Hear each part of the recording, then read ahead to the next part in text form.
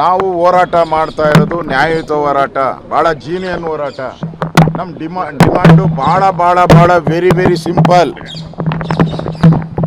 ಯಾರು ದಲಿತರ ಹಣವ ಸೇರಬೇಕಾಯಿತು ಅವರ ಕುಟುಂಬಗಳಿಗೆ, ಅವ್ರ ಮನೆ ಕಟ್ಟೋಕ್ಕೆ, ಎಜುಕೇಷನ್ ಲೋನ್ ಕೊಡೋಕ್ಕೆ, ಅವರ ಪೆಟ್ಟಿ ಅಂಗಡಿ ಇಡೋಕ್ಕೆ ಕೊಡಬೇಕಾಗಿತ್ತು, ಅಂಥವ್ರ ಜೀವನವನ್ನು ಹಾಳು ಮಾಡಿದ್ದೀರಾ ನೀವು. ಲಕ್ಷಾಂತರ ಜನರ ಬದುಕನ್ನು ಹಾಳು ಮಾಡಿಬಿಟ್ಟಿದ್ದೀರಾ. ಪಾಪ ಅವ್ರಿಗೆ ಲೋನ್ ಸಿಕ್ಕಿದ್ರೆ ಯಾವುದೋ ಪೆಟ್ಟಿ ಅಂಗಡಿ ಹಾಕ್ಕೊಳ್ತಾಯಿದ್ರು, ತರಕಾರಿ ಅಂಗಡಿ ಹಾಕ್ತಾಯಿದ್ರು. ಯಾರಿಗೂ ಎಜುಕೇಷನ್ ಲೋನ್ ಸಿಕ್ಕಿದ್ರೆ ದಲಿತರ ಮಕ್ಕಳು ಡಾಕ್ಟ್ರ್ ಆಗ್ತಾಯಿದ್ರು, ಇಂಜಿನಿಯರ್ ಆಗ್ತಾಯಿದ್ರು. ಹಣನೆಲ್ಲ ತಿಂದಾಕಿದ್ದೀರಾ. ಅವ್ರಿಗೆ ಮೋಸ ಮಾಡಿಬಿಟ್ಟು ಇವತ್ತು ನಿಮ್ಮ ಮೇಲೆ CBI ಚಾರ್ಜ್ ಶೀಟ್ ಇದೆ, 3 ಚಾರ್ಜ್ ಶೀಟ್ ಇದೆ, 3ರಲ್ಲೂ ನೀವೇ ಅಪರಾಧಿ. ED ಚಾರ್ಜ್ ಶೀಟ್ ಇದೆ, ಅದರಲ್ಲೂ ನೀವೇ ಅಪರಾಧಿ. ಲೋಕಾಯುಕ್ತದಲ್ಲಿ ಟೋಟಲ್ 31 ಕೇಸ್ ಇದೆ. ಆ ಎಲ್ಲ ಕೇಸಲ್ಲಿ ಒಂದರಿಂದ ಆ ಸೀರಿಯಲ್ ನಂಬರ್ಗಳು ಎಷ್ಟವಲ್ಲ, 1 2 3 4 5 ಎಲ್ಲದರಲ್ಲೂ ಒಂದೊಂದು ಚಾರ್ಜ್ ಶೀಟಲ್ಲೂ ಒಂದೊಂದು ಏನೋ ಸ್ಟೇಜು ಇವ್ರದ್ದು. A1 A2 A3 A4 A5 ಹಿಂಗೆಲ್ಲ ಒಂದೊಂದು ಚಾರ್ಜ್ ಶೀಟಲ್ಲೂ ಒಂದೊಂದು ರ್ಯಾಂಕ್ಗಳನ್ನು ಕೊಟ್ಟಿದ್ದಾರೆ, ಎಲ್ಲ ಮೆಡಲ್ಲು. ಈ ದೇಶದ ಏನೇನು ತನಿಖಾ ಸಂಸ್ಥೆಗಳಿದೆ, ಕರ್ನಾಟಕದಲ್ಲಿ ಏನೇನು ಸಂಸ್ಥೆಗಳಿದೆ, ಎಲ್ಲರೂ ಒಂದೊಂದು ಮೆಡಲ್ಗಳನ್ನು ಕೊಟ್ಟಿದ್ದಾರೆ. ದಾಖಲೆ ಕೊಟ್ಟಿದ್ದೀನಲ್ಲ, ನಾನು ದಾಖಲೆ ಬಿಡುಗಡೆ ಮಾಡಿದ್ದೀನಿ. ನೆನ್ನೆನೂ ಕೂಡ ದಾಖಲೆ ಇದ್ರದ್ದು ಕೇಸ್ಗಳ ದಾಖಲೆಯನ್ನು ಬಿಡುಗಡೆ ಮಾಡಿದ್ದೀನಿ. ನಾನು ನಿಮ್ಗೆ ಕೊಡ್ತೀನಿ. ಈಗ ಡೆತ್ ನೋಟಲ್ಲಿ ನೋಡಿ, ಇಲ್ಲಿ ಡೆತ್ ನೋಟ್ ಇದು. ಚಂದ್ರಶೇಖರ್, ದಿವಂಗತ ಚಂದ್ರಶೇಖರ್ ತನ್ನ ಪ್ರಾಣವನ್ನು ಕಳ್ಕೊಬಾರ್ದಾಯಿತು. ಅವರು ಕಳ್ಕೊಂಡು 187 ಕೋಟಿ ರೂಪಾಯಿ ಸರ್ಕಾರಿ ಹಣ ಉಳಿಸಿದ್ದಾರೆ. ಪುಣ್ಯಾತ್ಮ. ಇವನ ಆತ್ಮಕ್ಕೆ ಶಾಂತಿ ಸಿಗಲಿ, ದೇವರು ಇವ್ರ ಕುಟುಂಬಕ್ಕೆ ಒಳ್ಳೇದು ಮಾಡಲಿ. ಸರ್ಕಾರದ ಲಕ್ಷಾಂತರ ದಲಿತರಿಗೆ ಸೇರಬೇಕಾದ ಹಣವನ್ನು 180 ಕೋಟಿ ತನ್ನ ಆತ್ಮಹತ್ಯೆ ಮಾಡಿಕೊಂಡು ಈ 189 ಕೋಟಿ ಉಳಿದಾನೆ. ಪುಣ್ಯಾತ್ಮ ಇವನು. ಇಲ್ಲಿ ದಾಖಲೆ ಇದೆ. ಈ ದಾಖಲೆಯಲ್ಲಿ ಕ್ಲಿಯರ್ ಆಗಿದೆ ನೋಡಿ. ಸಚಿವರ ಆದೇಶದ ಮೇರೆಗೆ ನಾನು ಟ್ರಾನ್ಸ್ಫರ್ ಮಾಡಿದ್ದೀನಿ ಅಂಥೇಳಿ ಸ್ಪಷ್ಟವಾಗಿ ಅವನು ಡೆತ್ ನೋಟ್ ಅಂದರೆ ಅದಕ್ಕಿಂತ ಬೇರೆ ಯಾವುದೇ ಸಾಕ್ಷಿ ಇಲ್ಲ. ಯಾವುದೇ ಕೋರ್ಟಲ್ಲೂ ಜನಗಳ ಮುಂದೆನೂ ಕೂಡ ಡೆತ್ ನೋಟ್ ಇದು ಡೆತ್ ನೋಟ್ ಅವ್ರದ್ದು ಬರೆದಿದ್ದಾರೆ. ಮತ್ತು ಯಾರ್ಯಾರು ಅಧಿಕಾರಿಗಳು ಭಾಗಿಯಾಗಿದ್ದಾರೆ ಅವ್ರ ಹೆಸರನ್ನು ಕೂಡ ಇದ್ದಾರೆ. ಅದಾದಮೇಲೆ ಇವತ್ತು ಸರ್ಕಾರ ಹೇಳ್ತಾ ಇದೆ ಹಣ ಏನೂ ಆಗೇ ಇಲ್ಲ, ಹಣ ಎಲ್ಲೂ ಹೋಗೇ ಇಲ್ಲ ಅಂತಾರೆ. ನೋಡಿ, ಯೂನಿಯನ್ ಬ್ಯಾಂಕ್ 40 ಕೋಟಿ ಇಲ್ಲಿದೆ ನೋಡಿ, 40 ಕೋಟಿ ಟ್ರಾನ್ಸ್ಫರ್ ಆಗಿರೋದು. ಇದು ದಾಖಲೆ ಅಲ್ವಾ? ಬ್ಯಾಂಕ್ ಚೆಕ್ಕು ನಾನು ತೋರಿಸ್ತಾ ಇರೋದು ಆ ಬ್ಯಾಂಕಲ್ಲೂ ಇದೆ. ಯಾವುದು? ಯೂನಿಯನ್ ಬ್ಯಾಂಕಲ್ಲಿದೆ ಇದು. ಅದಾದಮೇಲೆ ಇದು ಅಂಗೈ ಹುಣ್ಣಿಗೆ ಕನ್ನಡಿ ಬೇಕಾ ಅಂತೇಳಿ ಯಾವ್ಯಾವುದಕ್ಕೆ ಟ್ರಾನ್ಸ್ಫರ್ ಮಾಡಿದ್ದಾರೆ, ಎಲ್ಲೆಲ್ಲಿಗೆ ನೋಡಿ. ಇದು ಇದೆ ಯಾವ್ಯಾವ ಅಕೌಂಟ್ಗೆ. ರಾಮ ಎಂಟರ್ಪ್ರೈಸಸ್ಸು, ಆಮೇಲೆ SWAP, CN ಇನ್ಫ್ರಾಸ್ಟ್ರಕ್ಚರು, ನೋವೆಡ್ security, Sujala enterprises, grab and crab. ಕೊನೆಯಲ್ಲಿ ಗ್ರ್ಯಾಬು ಆ್ಯಂಡ್ ಕ್ರ್ಯಾಬು ಕಾಯ್ತಾರ. ಇಷ್ಟು ಅಕೌಂಟ್ಗೆ ದುಡ್ಡು ಹಾಕಿರೋದು ಇಲ್ಲಿ ದಾಖಲೆ ಬಿಡುಗಡೆ ಮಾಡ್ತಾ ಇದ್ದೀನಿ ನಾನು. ಅವ್ರ ದಾಖಲೆ ಇಲ್ಲ ಏನಿದೆ ಸಾಕ್ಷಿ ಕೊಡಿ ಅಂದ್ರಲ್ಲ, ನೋಡಿ ಸಾಕ್ಷಿ ಕೊಡ್ತೀನಿ. ಈ ಬಿಡುಗಡೆ ಮಾಡಿದ್ದಾರೆ.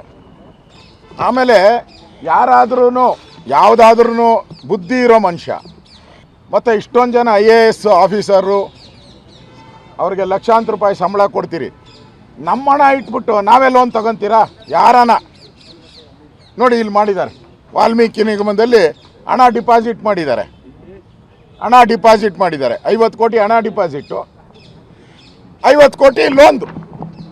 ಯಾವನ ಮಾಡ್ತಾನೆ ಈ ಕೆಲಸ, ಅಲ್ಕ ಕೆಲಸನ.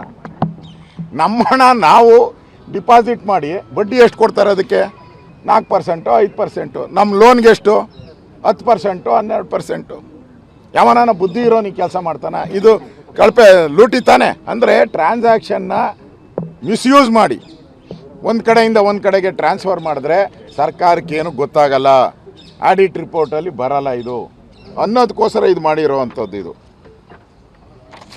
ಆಮೇಲೆ ಲೋನ್ ತೊಗೊತಾರೆ, ಒಂದೇ ದಿನಕ್ಕೆ ಲೋನು, ಒಂದೇ ದಿನ ಡಿಪಾಸಿಟ್ಟು, ಅವತ್ತೇ ಲೋನು. ನೋಡಿ ಈ ಡಾಕ್ಯುಮೆಂಟು, ಸ್ಪಾಟ್, ಅವತ್ತೇ ಡಿಪಾಸಿಟ್ಟು, ಅವತ್ತೇ ಲೋನು. ಸಾಧ್ಯನಾ? ಇದು ಸಾಧ್ಯನಾ? ಯಾವುದಾದ್ರೂ ಇಲಾಖೆಯಲ್ಲಿ ಇದನ್ನು ಮಾಡೋಕ್ಕೆ ಸಾಧ್ಯನಾ? ಒಂದು ಅರ್ಜಿ ಹಾಕಿದ್ರೆ ಲೋನ್ಗೆ ವರ್ಷಾನುಗಟ್ಟಲೆ ಸಾಯಿಸ್ತಾರೆ ನಮ್ಮನ್ನು. ಡಾಕ್ಯುಮೆಂಟ್ಗಳು ಕೇಳ್ತಾರೆ, ಅವತ್ತೇ ಡಿಪಾಸಿಟ್ಟು, ಅವತ್ತೇ ಲೋನು. ಈ ಡಾಕ್ಯುಮೆಂಟನ್ನು ನಾನು ನಿಮ್ಗೆ ಕೊಡ್ತಾ ಇದ್ದೀನಿ ಇವತ್ತು. ಇಷ್ಟು ದಾಖಲೆಗಳು ಸಾಕ್ಷಿಗೋಸ್ಕರ ನಿಮಗೆ ಬಿಡುಗಡೆ. ನಾವು ಸಾಕ್ಷಿ ಕೇಳ್ತಾ ಇದ್ದಾರೆ. ಮತ್ತು ಟೆಂಡರ್ ಕರೆದಿದ್ದಾರೆ.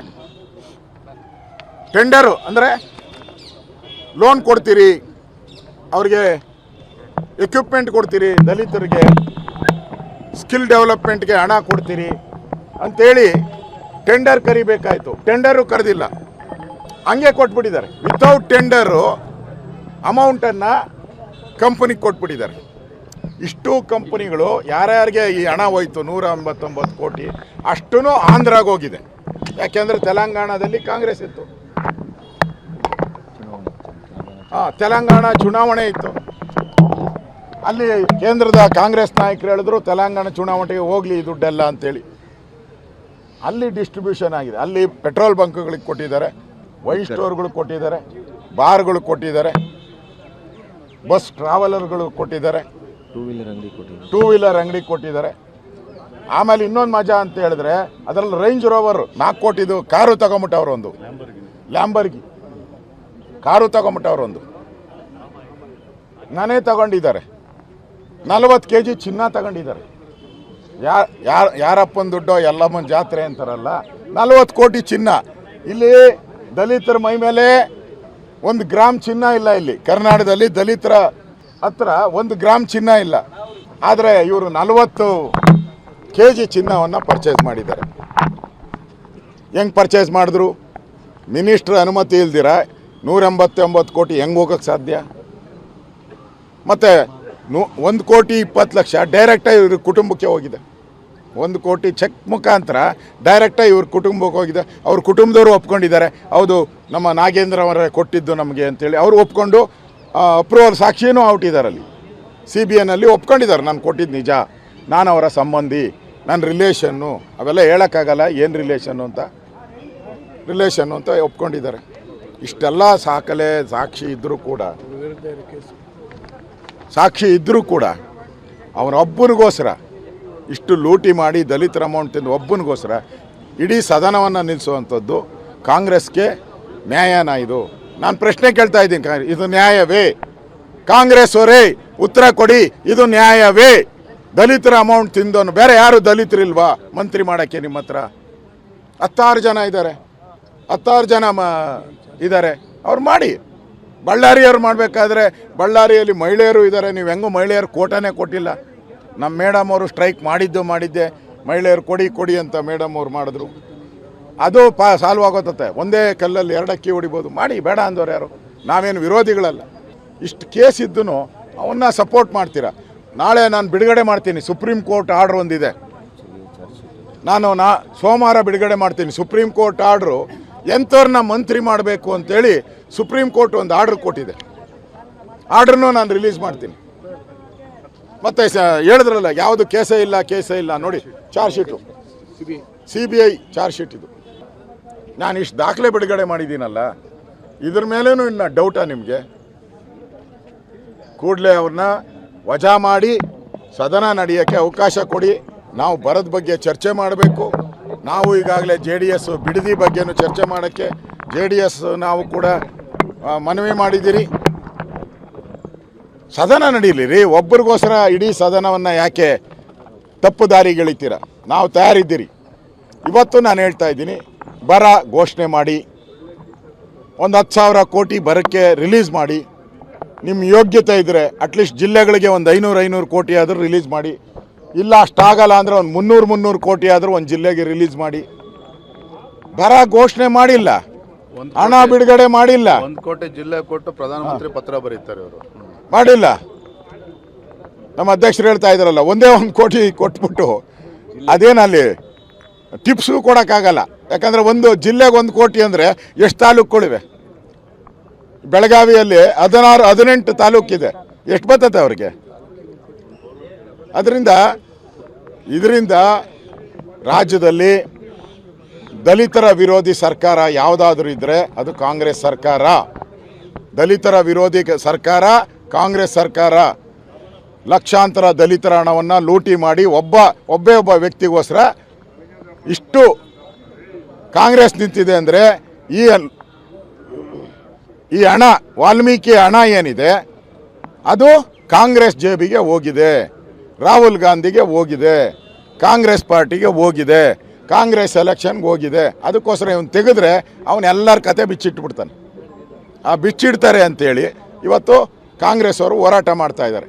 ಎಲ್ಲನ ಕಂಡಿದ್ದೀರನ್ರಿ. ಅಂದರೆ BJP ಹೋರಾಟ ಬಿಸಿ ಮುಟ್ಟಿದೆ ಅಂತ ಅರ್ಥ ಆಯ್ತಲ್ಲ ನಿಮಗೆ. ನೆನ್ನೆನೂ ಸ್ಟ್ರೈಕ್ ಮಾಡಿದ್ರು, ಇವತ್ತು ಮುಖ್ಯಮಂತ್ರಿಗಳೇ ಸ್ಟ್ರೈಕ್ ಅಂತೆ. ಕೇಳಿದ್ದೀರ ಎಲ್ಲನ ರೀ ಮುಖ್ಯಮಂತ್ರಿಗಳೇ? ಅಂದರೆ ಬಿಸಿ ಮುಟ್ಟಿಸಿದ್ದೀರಿ ಅಂತ ಅರ್ಥ ಆಯ್ತಲ್ಲ. BJP ಬಿಸಿ ಮುಟ್ಟಿಸಿದ್ದೀರಿ ಅಂತ ಅರ್ಥ ಆಗಿದೆ. ನಾವು ಕಾಂಗ್ರೆಸ್ ಪಾರ್ಟಿಗೆಲ್ಲ ನಾವು ಉತ್ತರ ಕೊಡಬೇಕಾದ್ರೆ ನಾವು ಜನಗಳಿಗೆ ಉತ್ತರ ಕೊಡ್ತಾ ಇದ್ದೀರಿ. ಜನಕ್ಕೆ ಆ ದಲಿತರ ಪರವಾಗಿ ನಾವಿದ್ದೀರಿ, ನಿಮ್ಮ ಪರವಾಗಿ ಅಂತ ಆ ರಾಜ್ಯದ ದಲಿತರ ಪರವಾಗಿ ನಾವು ಧ್ವನಿ ಎತ್ತಿದ್ದೀರಿ ಅಷ್ಟೇ. ಇದು BJP ಹೋರಾಟ ಅಲ್ಲ, ದಲಿತರ ಹೋರಾಟ. ಇದು ದಲಿತರ ಪರವಾಗಿ ನಾವು ಹೋರಾಟವನ್ನು ಮಾಡ್ತಾ ಇದ್ದೀವಿ.